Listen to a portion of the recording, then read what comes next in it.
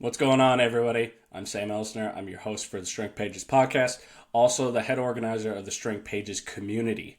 All right, I said it, community. We're kind of straying away from just being known as a book club, but kind of that elite community to be a part of. That we are looking to set the new standard in how athletes are trained, coached, and managed. Our community is full of high performing thinkers that are challenging one another, growing together, and we're just learning from the best. So today's episode is our second episode overall, but it's our first episode with a guest. And drumroll please, we have Rob Gray.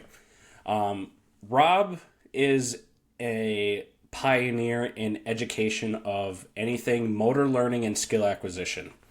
He's a professor at the or Arizona State University, and he is a multi-author. So he has a few books out, which one of them is our featured book of the month for March, and that's How We Learn to Move. That's the book. And it dives into kind of just introducing these ideas of ecological dynamics, dynamic systems theory into practice applications. And just kind of diving into it. And it's a pretty complicated topic to really get into, but once you're starting to understand it, it makes things a lot easier to understand, and it will shape the way you coach. I guarantee it. I've dove into this topic the last 5-6 years, and it's changed the way I've thought about how to train athletes, how to coach them, how to manage teams in general. And it just keeps moving forward. Rob also is a performance consultant for the Chicago Cubs. He's also got a new book coming out, which more in that to come. Also, future event that's going to be coming up is the Sport Movement Skill Conference, which Tyler Yerby and Sean Mishka host. They are the owners of Emergence. It's a really, really, really good event to go to, and I highly recommend it. If you're willing to travel to Minnesota, by all means. Rob's going to be there, Tyler's going to be there, Sean's going to be there. It's going to be a whirlwind of knowledge and experience. So let's jump right into it. Hope you have your notepads ready. Going to take a lot of notes on this one.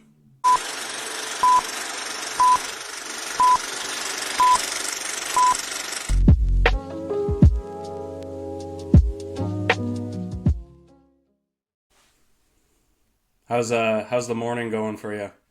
It's going well, thank you. Yeah, just got in a couple of minutes ago. So, yeah, no, run again, this morning, so timed it perfect. Nice. No, I appreciate you taking time out of your schedule. My pleasure. Sit down and talk with me here. I just wanted to get you on because with Strength Pages, we have our own community and we host a little bit of a book club in the middle of the community. And for March, we are diving into your first publication, which is How We Learn to Move. And okay.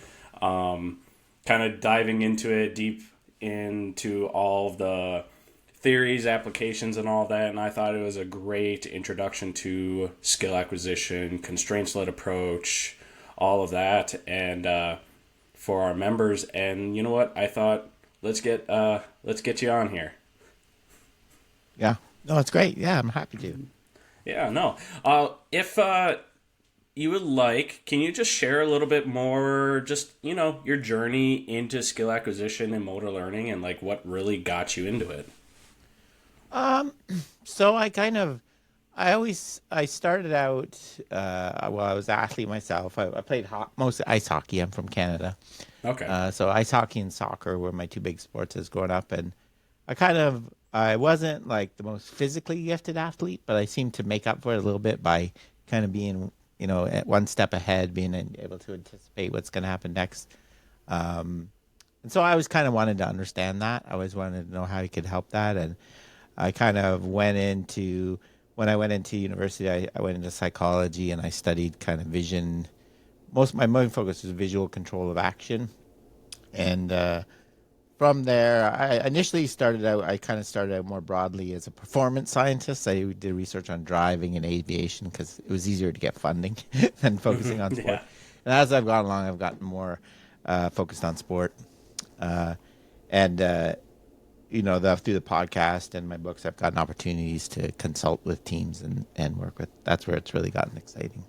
Yeah, no, that's awesome. And I know myself diving into skill acquisition and vision and all of those things, that kind of started back in 2020 when I first met Tyler Yerby and Sean Mishka of the Emergence crew. And, they recommended us start listening to your podcast, the Perception Action podcast, which has been a wealth of knowledge. And it's been great for what you've done. So, Well, thank you. Yeah, I appreciate it. yeah, Yeah, absolutely. that kind of started out as me supplementing what I was doing with my courses in teaching, and then just kind of snowballed into many episodes later. 500 Yeah, episodes no. later, I'm still going. Yeah, no, which you hit, 500 episodes this past one, right? I think actually last year. I think I'm Okay. 530 something now. Okay. So, No, yeah. that's, Yeah. that's a huge milestone to get 500 episodes, which is awesome. Yeah, thank you.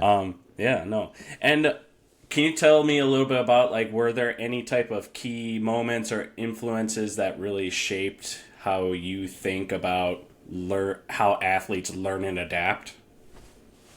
Yeah, so my big influence coming from kind of perceptual side of things was James Gibson's work on affordances, direct perception. So I read it when I was in grad school. I was actually trained in the exact opposite approach to kind of that's why I was educated. And that's a lot of my early research I was done in that area. But I read Gibson, and it always appealed to me, some of his ideas.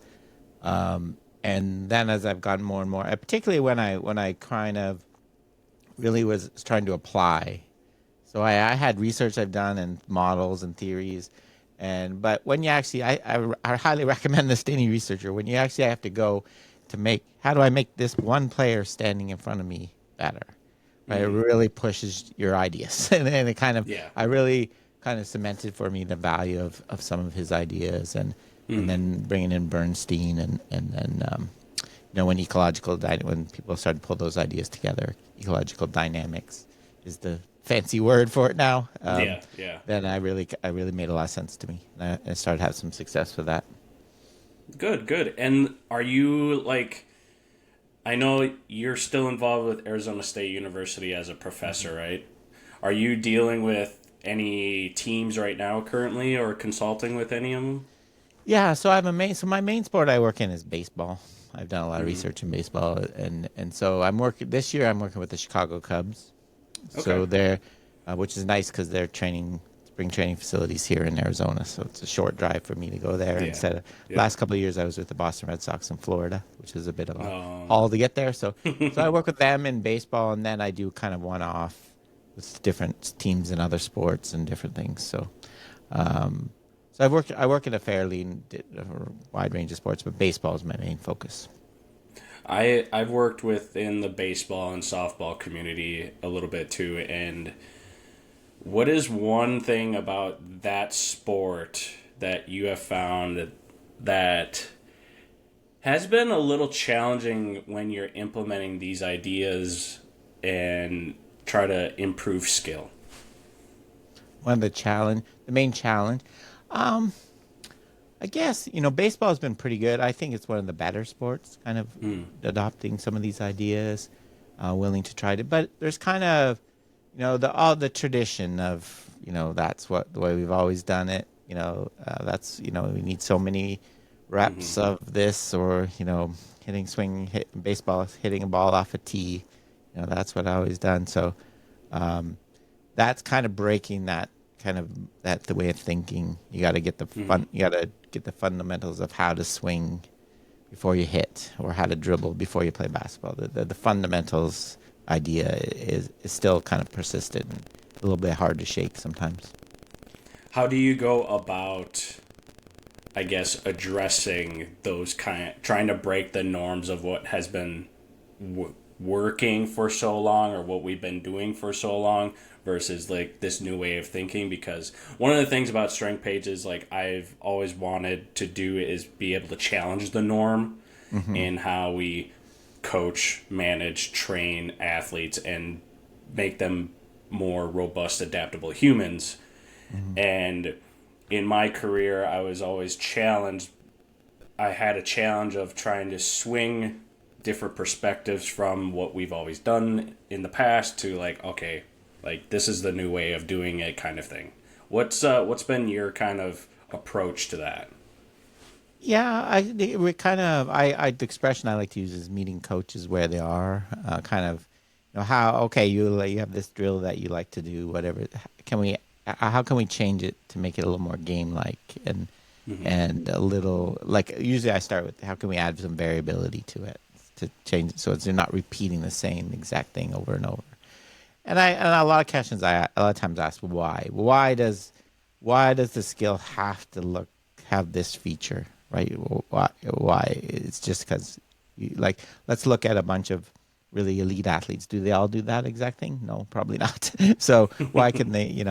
They're so kind of asking why and challenging things at the same time, and just trying to move people a little bit with some of their practice, changing things a little bit.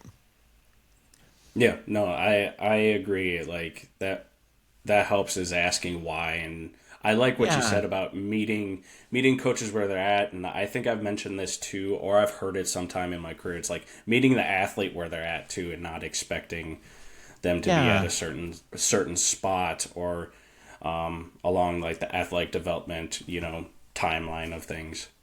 Yeah, I think it's good to have. You need to have a certain amount of humility when you do. Like Hmm. the coaches and athletes I'm working with, they must be doing something right. Right, they're at the Yeah, highest level of their sport. Right, just to yeah, come in and say you're doing everything wrong, stop doing that is, I would never do. That's kind of really pretty arrogant of me. So I try to learn from them as much as I can, and that one of the reasons I really love this approach is I find a lot of people are already been doing a lot of it and just not had the theory or the names. hmm Really good coaches are already discovered a lot of the same things through experimentation themselves. So that's kind of yeah. rewarding. The words I like to use, it resonates with a lot of, like it doesn't take a huge sales pitch for most coaches. I find they go, oh yeah, that makes a lot of sense to me. Yeah. No, I agree. And yeah, no, usually there's coaches out there or practitioners out there like who do have that like experimental mindset, or Hmm. I take from author Austin Kleon that amateur mindset where you're always trying to do new things and try to see what works and stuff like Yeah, that. But usually those coaches a lot of time I feel like fly under the radar in that case. yeah, I think so. I think so. If you take kind of coaching as an experiment approach, I think Yeah. that's really, obviously you want to help people get better, but you need to learn and try different things yourself. Yeah, I think that's the only way that you can learn, right? Yeah, for sure. Yeah. So when you're working or meeting a coach for the first time, or athlete or practitioner, and you're like introducing these ideas of ecological dynamics, constraints led approach, whatever it may be, and you're teaching them a little bit about like skill acquisition as a whole, like how do you define skill acquisition to them? Yeah, so I find, so we're trying to obviously make the skill better. I really try to kind of move them away from the ideas that skill is something that you possess. It's more of I really focus on the adaptability. Like uh, I really like the metaphor of skill as problem solving. It's finding a solution to prove your goal, to achieve your goal given the set of constraints or conditions you're in, which is constantly changing. So skill is all about adaptability and problem solving, right? I always Hmm. use the metaphor. Skill is not Xbox controller. Like Yeah. storing in your Xbox the pattern for a swing and just pressing the A button and doing it at the Yeah. right time. Right. That's not what skill is about. So that's what I really like. Adaptability, giving. So my favorite saying one of now is a lot is give the athlete the problems, not the solutions. So much of coaching, what we've done before here is how you do it. We try to give people the solution. Now let's give them problems and let them figure it out. Obviously help them and guide them, but for the most part, let them figure it out. And they will. Especially the ones I work with, they're incredibly athletes. Why wouldn't they figure it out? Almost any crazy drill I come up with, they almost always can figure it out after a while. They can figure out how to do it. I haven't had one yet. I don't think where that was impossible. As some of the crazy ones I come up with. So, would you say like your metaphor of using like an Xbox controller, video games controller, and you're saying about like give the athlete problems, not solutions? Do you think that's really like a big misconception when it comes towards coaches like trying to teach a drill, teach a skill, is that like they're telling them what to do and how to do it and what it should look like, and it should be automatic, like not automatic, but like you're controlling that video game controller? I think so. I think a lot of what we do in coaching, we're trying to pattern a certain movement. We're trying to get you and come out with a certain movement solution, the proper way to swing, kick, throw, whatever it is. And we're trying to do that in isolation, separately from the information that tells you when to do it and how to do it. We're trying to just get you to kind of, I guess a lot of term people use is motor memory, get it stuck in there so it's that you can pull it out, it'll automatically happen later on. Like I said, the Xbox, you press the A button, you swing. And yeah, I think that's a wrong way to think about skill. I really do. I think skills actions are driven by the information. So the thing I use a lot now is I say you're going to have to teach it twice. You have to teach the athlete how to do it, then when to do it. Right? Yeah. You have to teach them how to swing and then when to swing based on the information they see. And why not just do it all at once, right? Yeah. I think that's much more efficient. And I try to, all of this. It's not to say that won't work. Like people won't. I always say, like, human beings are learning machines, right? We'll get better almost anything we do, including nothing, like the placebo effect, right? So it's not about that it won't work. It's a kind of more efficient use of practice time. Yeah.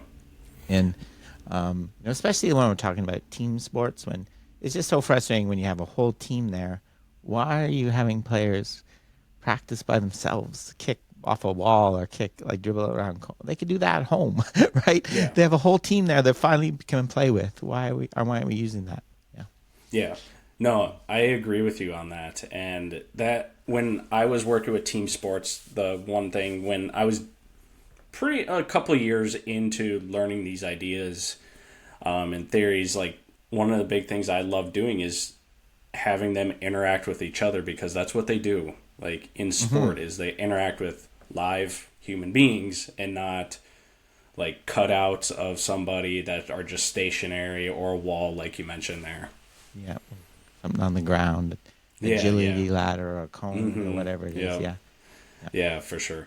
And I actually posted about this today about something that I've heard numerous times, and it's about like the 10,000 hour rule of like expertise and like doing something over and over and over again for 10,000 hours and you become an expert in that. And I believe, I think that's a myth in that regards, because like you just mentioned, like we're trying to repeat, but maybe we're just getting good at that drill. But then when it comes to that situation where when to pull that out or when to do that skill, like it might not come out that way. Yeah, for sure. Yeah, I think I agree with you. That's kind of a mischaracterization of the work of the great work of Anders Ericsson from deliberate practice, and that there's some magical number. Like they're on average, maybe across a whole bunch. Maybe you can come up with a number, but there's so much. What about someone that's transferring from one sport to another? But I think there's some enduring things from his work that I really. The one thing I think is that the idea that athletes who reach elite levels have a higher amount of what he called deliberate practice. They spend more time working on what they're not good at, right? They have a lot of intent. That's what I see. And the greatest baseball players I've worked with, they have very clear intent. They always step up to the plate or throw. They have something they're working on specific. They're not just swinging for the. They have a really specific focus. They're spending time, trying to get better. And I do believe that. Like if you want to get better, we kind of reach. I think most people reach a crossroad with almost anything, like playing guitar or whatever. I see you got one in the back. Yep, When you first learn to yep. play guitar, right? You kind of hit a spot where you can either devote the effort into doing stuff that might not be fun scales, or you can just play the songs you learned after over Yeah, and over no. because it's more fun. But that's and Anders Ericsson called that's arrested development. You just kind of it's more fun and rewarding, and you keep doing, but you're never going to get much better doing that, Yeah. playing the same things. And all, left to their own devices, most athletes would rather do that. Most people would rather practice what you're already good at. It's way more rewarding and fun. Practicing what you're not so good at and failing is not the most fun, but Yeah. yeah. I think that goes into how the norm is now of instant gratification. Yes. Yeah. Yeah, for sure. I do some not ton of coaching, but the hardest population to work with is I find adults that want to pick up a sport like pickleball or tennis or guitar or whatever it is. Mm-hmm. They want, teach me the shortcut, the hack, Yeah. so I can learn to play a song. There's no shortcut to practice. Like you still need maybe not 10,000 hours, but you need a lot of hours of Yeah. practice. There's no real shortcut. And people want the hack. Teach me the little tricks to serve a tennis ball effectively. Well, Yeah. like you got to No. practice. Yeah. Yeah. I like saying you got to do the thing to get better at the thing. Yeah, 100%. Yeah. Yeah, we Yeah. all want to sum up. We kind of resist that fact of life, right? Mm-hmm. We want the shortcut, the computer app that we can do Yeah. that can get us there quicker. Yeah, no, there's Yeah. no. Yeah, that's That a fact of life. Yeah, Yeah, that or using artificial intelligence in today's world, like, hey, type something in is like, tell me how to do this yeah, as quick as possible. Yeah. yeah. So going more into like the practical application of things and what you do with your work and how you take these concepts, how do you go in the concept of like daily training? So from like one day to the other, how do you implement the constraints-led approach, self-organization, like these big ideas into day-to-day training? Because you can't be doing the same like drill activity day in, day out. You got to mix it up from day to Yeah. day, and you have different focuses. How do you go about that? Yeah, I guess there's a couple principles. Like, I mean, one is I kind of try to keep the challenge level. Like, there's some research we know the kind of optimal level for skill acquisition. The challenge is I call it the 70% rule. It's 70 to 80 maybe of success rate. That seems to be the kind of the sweet spot. It's enough success to keep you motivated and confident, but enough failure to challenge you to try to find a new self-organize into a new movement solution if you want to get better. So what I try to do from day to, over the is look at, measure that, and if it's getting if you're getting too much success, then make it a little harder. Try to keep that at the right level. And then also I kind of think about periodization, really the kind of really best practice for skill development, sometimes the expression we use is comfortable chaos, right? It's difficult. You're failing sometimes. There's a lot of variability, right? It's pretty demanding, right? We can't do that every practice session when we know where. Yeah, and also we got to play games, right? In the sport I work in, we play almost the whole year, every day, right? So we can't constantly be beating you up, and we kind of got to mix in other practices to build your confidence, to get you ready for a specific opponent. So I think about kind of periodizing, just like you periodize for training for a marathon or running or whatever, building up and then cutting back. And so those are the kind of principles I use. Okay. No, I like that. Yeah. And I like how you dove into, you just can't beat them up every single day because we hear from time and time again, a lot of people think more is better a lot of times. And I don't, I've heard this from a lot of youth coaches, parents and stuff like that, trying to do more. But then ultimately, you're just kind of overloading the system at that point. Yeah, I think so. I think so too. be too Yeah. bit too much. Yeah. Yeah. Especially I think you just got to be clear on, as a coach, what's the purpose of this practice session, yeah. right? If you want to say, I just want them to play around and have fun for the next 10 minutes, that's perfectly fine. Like, as long as you recognize that's what we're doing. We're Yeah. not trying to really develop your skill of whatever, passing or shooting in soccer or whatever. We're just going to play around and have fun. That's fine. Yeah. So I have a pretty extensive background in track and field. I was a thrower, discus thrower back in college and competed a little bit like after college and whatnot. And dove into the realm a little bit of coaching and training and whatnot. And with track and field, it's such like I wouldn't say rudimentary, but it's a very repetitive sport. And there's not a lot, I would say.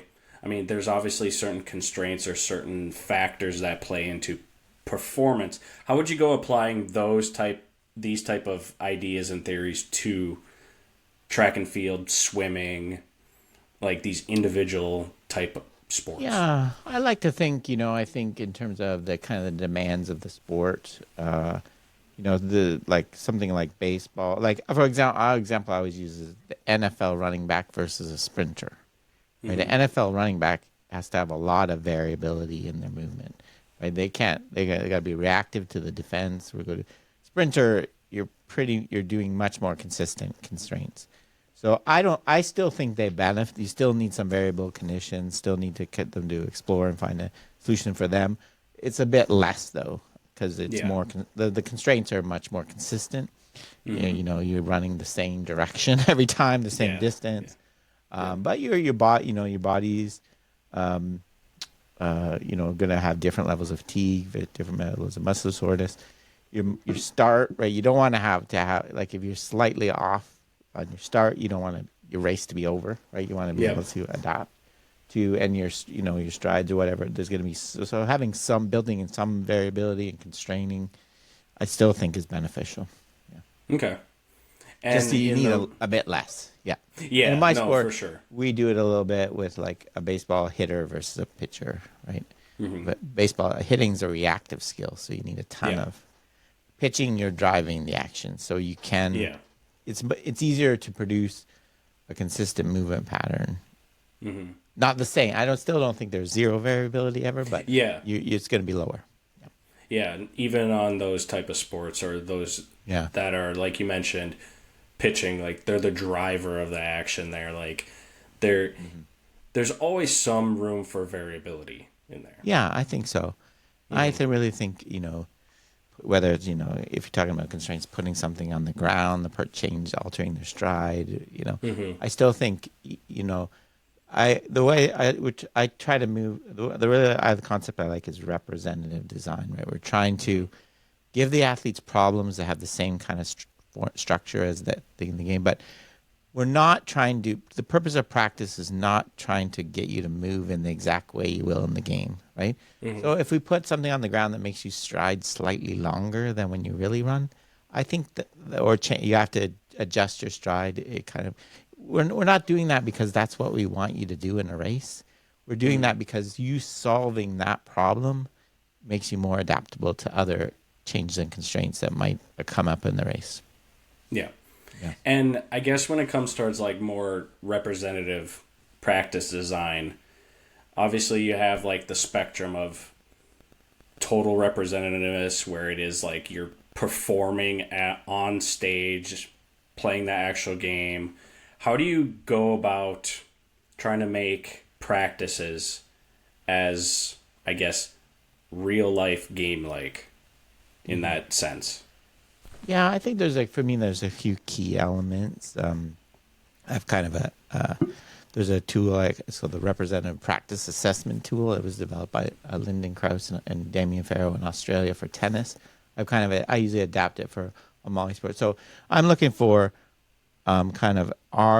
is the information you're using to control your actions similar to are you hitting my sport, a ball that's coming at you, not sitting stationary?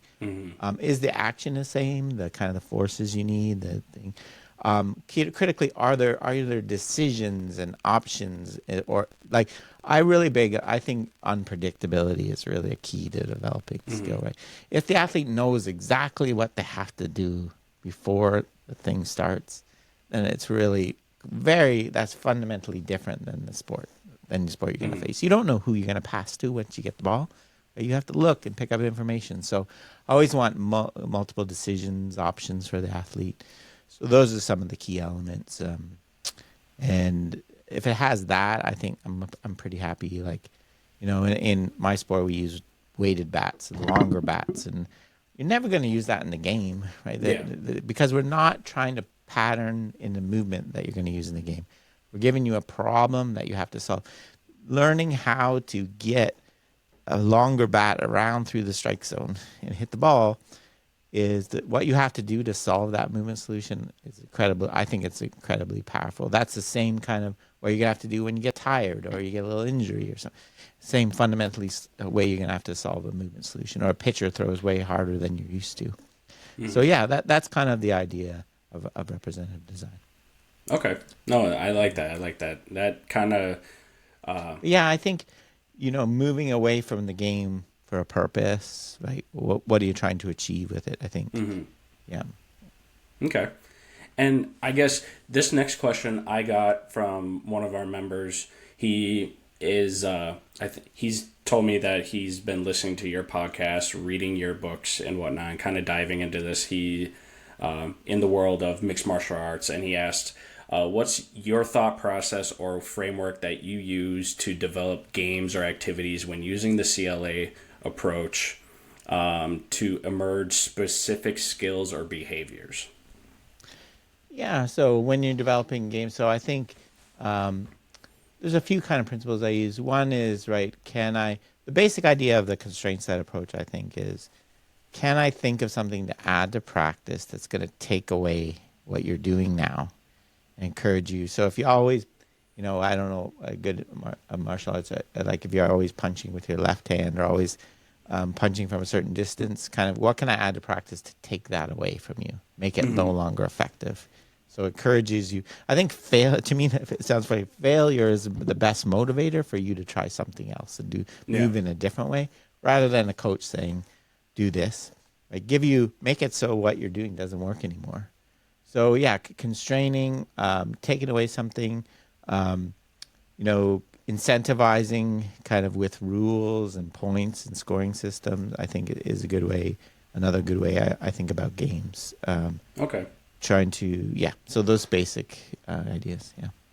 Okay. No, I like that. And I think that's something that I've tried to in the past is like if I'm trying to work on, let's say, the athlete's lateral acceleration development or something like that within baseball reasons, and like maybe I try to make it a race or make it a game or something like that to try to make it a little bit more alive, but also you have that constraint of you're racing against somebody, there's a game, like there's an incentive to it.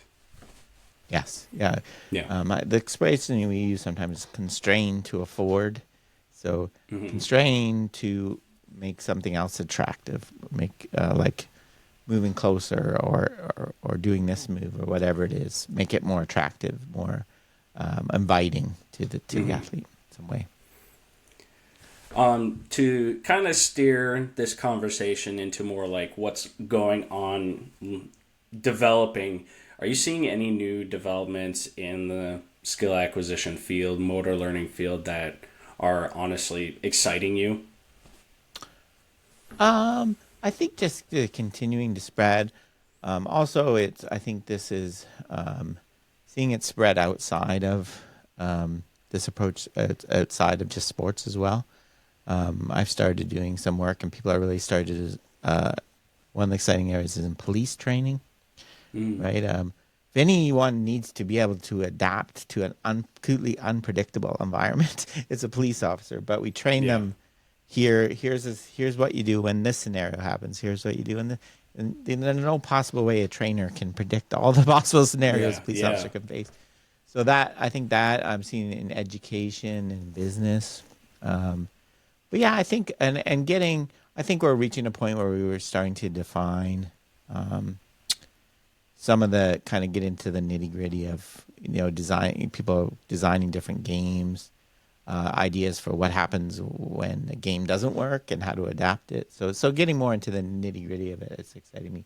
But yeah, the biggest I think is kind of the spread of it. I'm kind of I think I live in a bit of an echo chamber with this area, so I don't know how much it actually. People always accuse me of talking about the traditional way of coaching we talked about at the start as a kind of straw man that no one does anymore. But I see it all the time.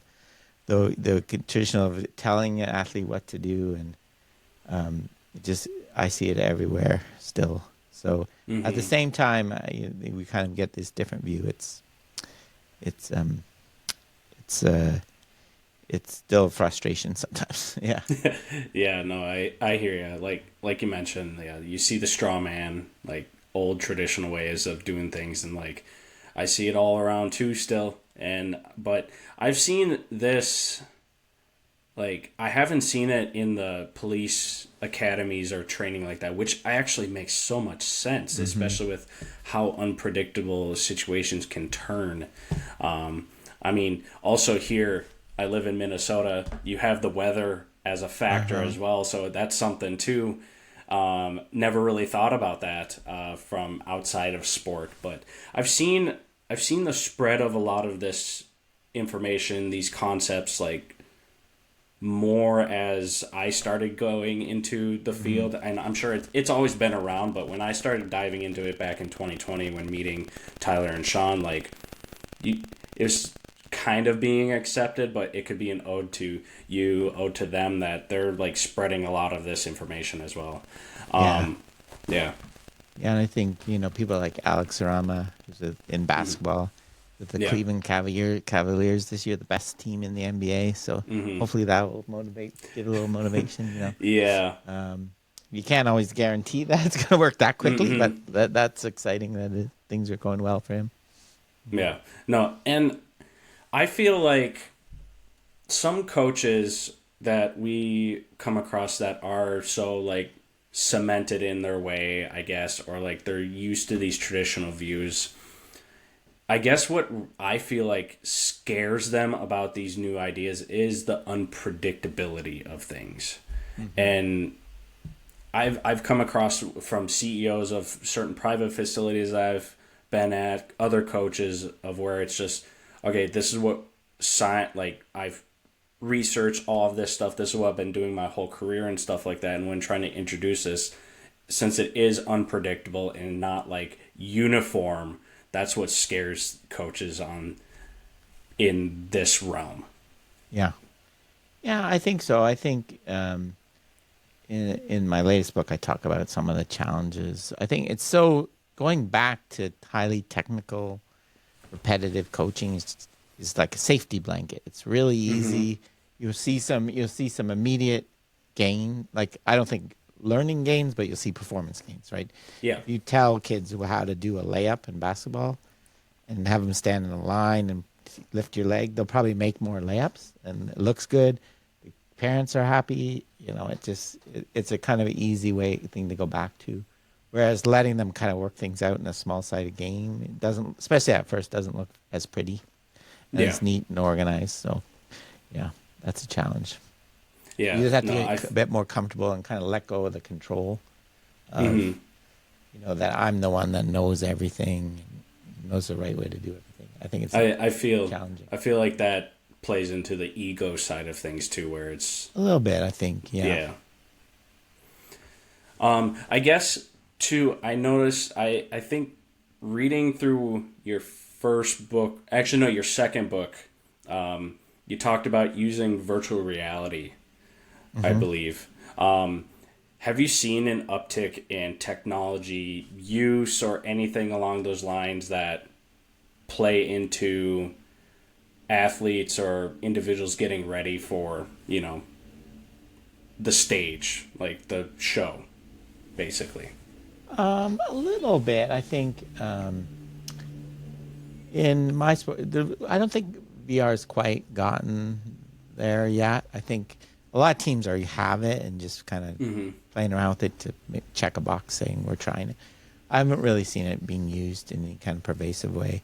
I think in the technology side, it's kind of the measurement side is where the real. I mean, we can measure, do markerless motion capture, and do but in game now, and measure all these things in practice and feedback the data.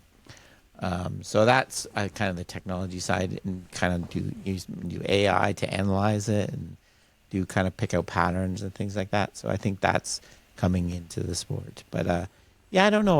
VR will be interesting to see whether there's some uses for it, but I think kind of as a supplement to practice, we'll see. It'll be interesting to see where it goes. There's still some issues to sort it. Yeah, no, for sure. I think on this topic, like what really intrigued me about this year's NFL season with Jaden Daniels of Washington Commanders, I think I heard something that what he does each week, like leading up to an opponent, he uses a VR system, I think developed from Germany, I believe, that kind of like puts him in the stadium that he's going to play in, and kind of seeing the jerseys of like the opponents that he's going against, like people in the crowd, all of that stuff. I found that pretty interesting, and I kind of sided to like that's really intriguing, and especially, and it showed that he was I think he was rookie of the year. Yeah. Rookie of the year, offensive rookie of the year, and it kind of showed too, and his ability to be kind of like that, I guess, comfortability of being in that stadium has helped to a certain extent when using virtual reality. Yeah. Yeah. I think so. I think that's one of the benefits of a kind of exposure getting used to. Yeah. So for sure. Yeah. I think as far as like in terms of the specifics of skill development, I think also for an injured player, I think it's really a lot of opportunities. Yeah. Yeah, for especially return to play. Yeah. Yeah. Yeah, it's a challenging. I find there's a kind of the challenge I find with sport. I think most people assume the challenge of doing all the things is money, right? But it's not really at the professional level. Teams will buy anything and everything if they think it works. The challenge is time, right? There's only like our players, they have so many practices and so many things. Adding another VR session, getting them to do something, especially when it's something they're not used to. It better have some good evidence and make sure it's focused and going to work. Yeah, yeah, that's kind of the challenge. Still on the topic of like going into the future or plans and whatnot, I heard through a little birdie that you have a new book in the works, possibly. I have a kind of a couple sports specific ones. So we have worked with Sean and Tyler. We're working on a football one, football coaching, one that it's getting there, and then eventually I have some notes about. I don't know, I'm sure what I'm going to do if I'm going to do a next one. I probably will. I always say, I said last time that was the last one, but I had another one in the. So, I do probably come down, but it'll be a while. I need some time to work on it. Yeah. No. Yeah. It's probably. I guess it'll probably be a little more of the things I've experienced actually applying it. Some of the kind of more details of how to implement variability and change it, things like that. Yeah, no, for sure. It's like you kind of mentioned, like it's the last book that you're doing, but you still have that itch to do it still. Yeah, I enjoy it. It's fun. Yeah. No, that's good. That's good. Yeah. And then also through same little birdie that there's the Sport Movement Skill Conference coming up. It's actually in person here. Tell me a little bit about that. Yeah, so Sean and Tyler invited me. It's exciting. It's been virtual from. I think the idea is to more kind of show kind of thing, be able to demonstrate things in person, some of the things. So, so I think I'll show kind of show how I haven't really thought about the exact specific what I'm going to do yet, but I think Yeah. maybe how I incorporate some of those technology and measurement tools into practice, how I use them to guide practice, and how to bring them in. That's some of the things I might talk about, or analytics, things like that. Hmm. Hmm. No, for sure. I'm excited for that because no, I was part of it during virtually and Yeah, being in the audience, but now that it's coming back to in person, Tyler let me know that coming coming back, and then I'm excited to be there in person. So um, while you're gonna be there, like y'all, I'm glad to. I'll hopefully meet you in person yeah, with that too. yeah. So Yeah, no, I'll enjoy it. Virtual is great, but in person, there's something about, yeah, this no, discussion, and because like a conference like that's the discussions you have in between the sessions in the hallway are hmm, as valuable yeah, as any formal things. Yeah, yeah, no, for sure. And I've found that within the conferences too. Like, yeah, like the mm. presentations are nice. You learn some valuable insight, but it's in between those Yeah, conversations. yeah, Yeah. And that's kind of what drove me to start Strength Pages is try to get this community to where we are talking about those things more yeah, regularly. Because, yeah, you can go to a conference, learn some of the new things that are out there, different ideas, but then we're talking about how to apply it and demonstrate that. for That's the whole sure. core of it. Yeah, for sure. That's what I think. I like about this community too. None of us is doing this perfect, has all the answers, but Yeah. talking through. I tried this. Hmm. What do you think about that? I think that's a great way to do it. Yeah, for sure. Bouncing ideas off each other, trying to Yeah, become a high. I say it as like being a high performing thinker, and yeah, always trying to move the needle forward in some way, shape, or form.